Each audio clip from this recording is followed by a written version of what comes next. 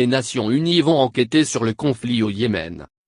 Une résolution de compromis, votée vendredi à Genève, prévoit l'envoi d'experts internationaux sur place chargés de constater les violations des droits de l'homme.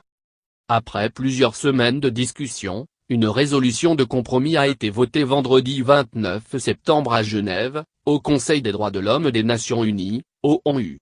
Elle prévoit l'envoi d'experts internationaux sur place. Le temps pressait après plus de 2 ans de guerre et au moins 5000 morts. Mais en lieu et place d'une commission d'enquête formelle, les 47 pays membres du Conseil ont approuvé l'envoi d'experts internationaux pour au moins 1 an. Cette équipe, supervisée par le Haut Commissariat aux droits de l'homme, est chargée de constater les violations des droits de l'homme et d'en désigner les responsables.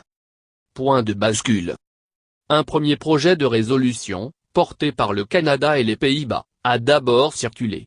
Mais cette semaine, l'Arabie Saoudite s'y est fermement opposée, en menaçant les autres membres du Conseil de représailles économiques s'ils votaient en faveur d'une action forte au Yémen.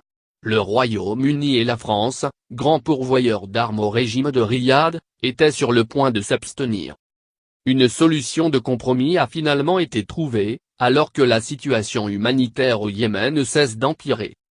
Pour John Fichet, directeur de l'organisation non gouvernementale Human Rights Watch à Genève, le mécanisme indépendant adopté hier crée un point de bascule, après plus de 2 ans d'impunité.